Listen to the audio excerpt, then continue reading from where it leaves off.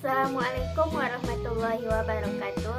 Halo semuanya, perkenalkan nama saya Nur Fadli dari Prodi PGSD kelas C angkatan 2021. Tujuan saya membuat video ini untuk memenuhi tugas akhir mata kuliah literasi digital.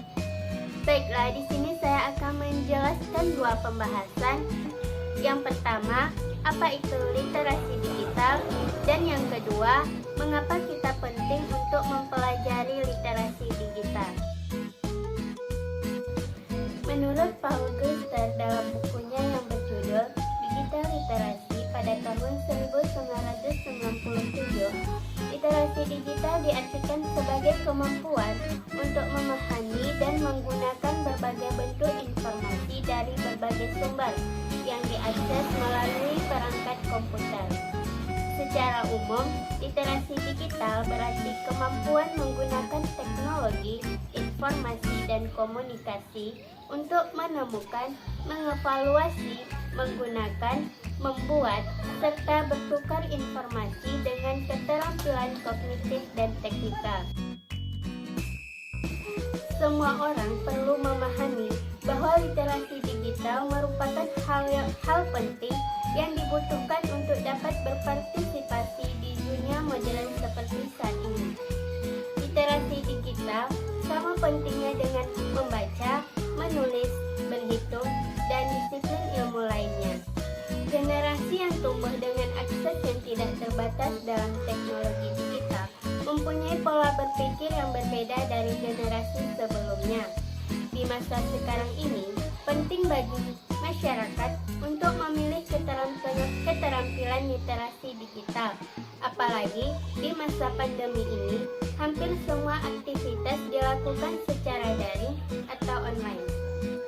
Otomatis, hampir semua orang menggunakan media digital untuk melanjutkan hidupnya. Sayangnya, internet semakin banyak dipenuhi dengan berita berbau bohong, ujaran kebencian, dan bahkan penipuan. Keberadaan konten negatif yang merusak stigma maya saat ini hanya dapat dicegah dengan membangun kesadaran dari setiap individu. Berikut beberapa manfaat literasi digital. Yang pertama, masyarakat akan memproses berbagai informasi, memahami informasi, dan berkomunikasi secara efektif dengan orang lain dalam berbagai bentuk. Dalam hal ini, bentuk yang dimaksud adalah menciptakan, mengkomunikasikan, mengkolaborasi, dan bagaimana teknologi harus digunakan untuk mencapai tujuan secara efektif. Termasuk juga kesadaran dan berpikir kritis ketika dalam penggunaan teknologi dalam kehidupan sehari-hari. Yang kedua yaitu manfaatnya, literasi digital akan menciptakan tatanan masyarakat dengan pola pikir dan pandangan yang kritis maupun kreatif. Mereka tidak akan mudah termakan oleh isu yang provokatif, menjadi korban informasi hoaks atau korban penipuan yang berbasis digital, sehingga kehidupan sosial dan budaya masyarakat akan cenderung lebih aman dan kondusif. Yang ketiga yaitu dengan memberikan edukasi literasi digital kepada masyarakat, hal itu akan membantu masyarakat dalam mencari informasi yang akurat dan mendapatkan bacaan yang berkualitas dalam mengisi waktu di tengah pandemi saat ini.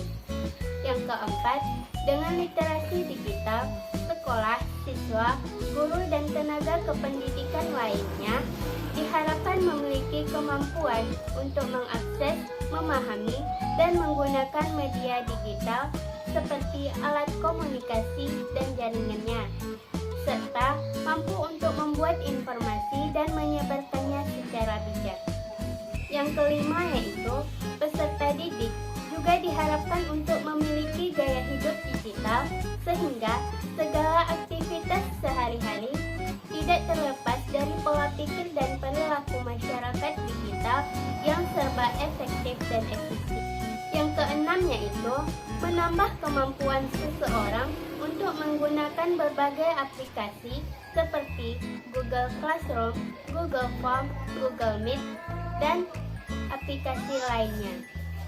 Pada masa pandemi saat ini, proses pembelajaran dilaksanakan melalui pembelajaran jarak jauh atau daring.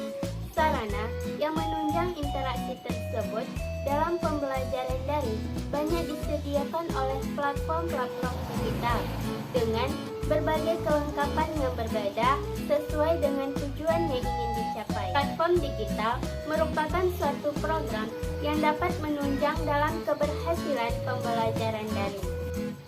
Terdapat beberapa platform yang dapat digunakan dalam pembelajaran daring, yaitu WhatsApp Group, Google Classroom, Google Form, Google Meet, dan Zoom Cloud Meeting. Baiklah, pada video kali ini saya akan menjelaskan tentang apa itu Google Form dan bagaimana cara menggunakannya. Google Form adalah salah satu di antara beberapa aplikasi dengan model tampilan formulir sebagai kertas kerja yang dapat difungsikan baik perorangan maupun kelompok. Penggunaan Google Formulir dalam pembelajaran daring sangat mudah. Kemudahan penggunaan serta penilaian membuat Google Form digunakan. Keunggulan Google Formulir ini adalah adanya template yang beragam dalam pembuatan kuis, dapat menggunakan berbagai macam jenis tes yang dibuat sesuai dengan keinginan guru. Bahkan dapat menambahkan video dan juga gambar, serta hasil tanggapan dari peserta didik bisa langsung tersimpan secara otomatis. Baiklah, di sini saya akan menjelaskan langkah-langkah membuat Google Form untuk membuat formulir pendaftaran. Nah, pada video kali ini saya akan menjelaskan cara membuat Google Form menggunakan Google Drive. Langkah yang pertama yaitu kita buka aplikasi Google, kemudian kita ketik googledrive.com.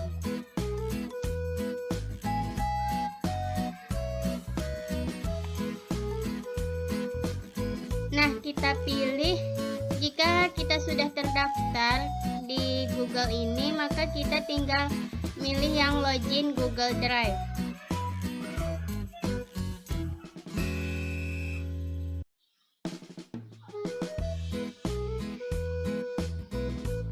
Nah, selanjutnya kita pilih pada new ini atau tanda plus, kemudian pilih Google Form.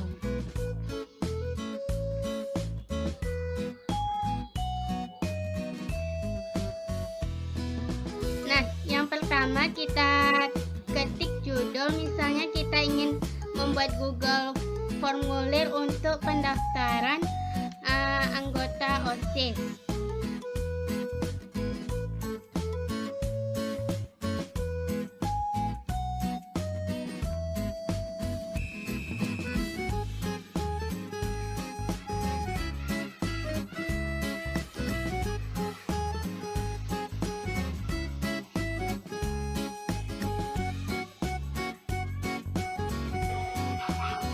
Selanjutnya kita isi deskripsi, misalnya kita isi silahkan isi data berikut dengan benar.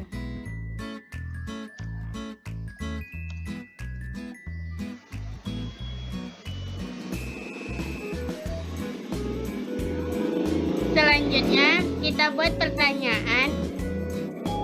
Misalnya yang pertama itu kita ingin membuat pertanyaan alamat email siswa.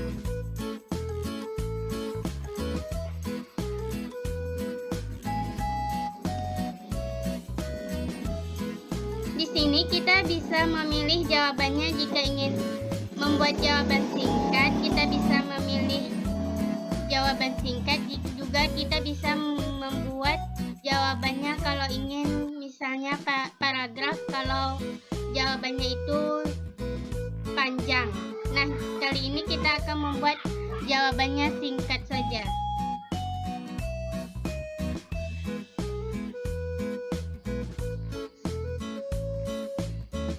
Kemudian kita klik wajib isi.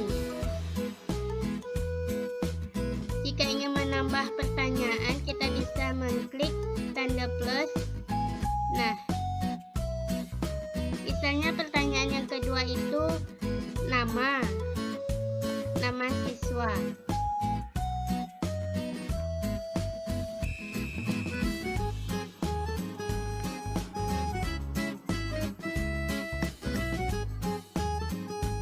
Selanjutnya pertanyaan yang ketiga, misalnya kelas.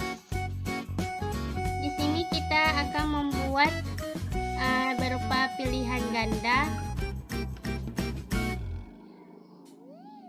Misalnya option yang pertama itu kelas 10.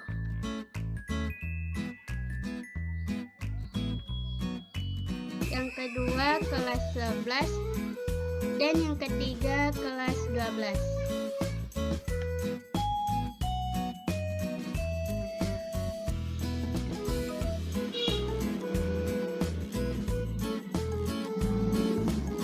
Pertanyaan yang keempat, misalnya jabatan yang diinginkan di OSIS. Ini juga kita buat berupa pilihan ganda. Misalnya option pertamanya itu ketua, yang kedua itu wakil ketua,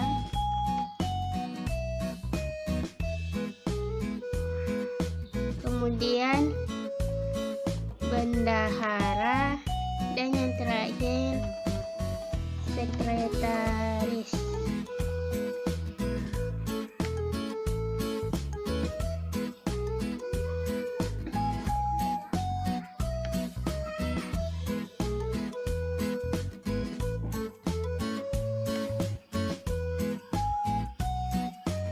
Dan yang terakhir itu misalnya nomor HP atau WhatsApp.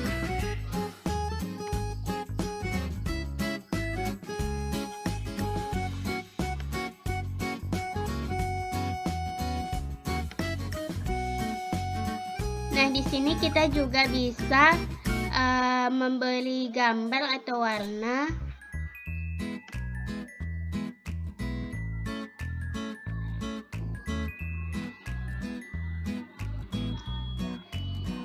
Di sini tersedia berbagai gambar, misalnya kita buat yang ini.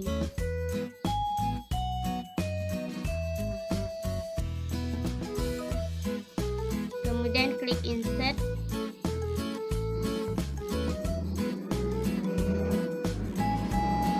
Nah, di sini kita juga bisa mengganti warna sesuai yang kita inginkan.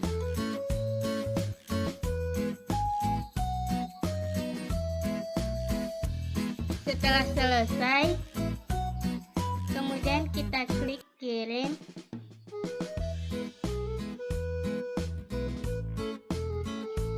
Jika kita ingin mengirimnya berupa link, kita bisa mengklik yang bagian tengah ini.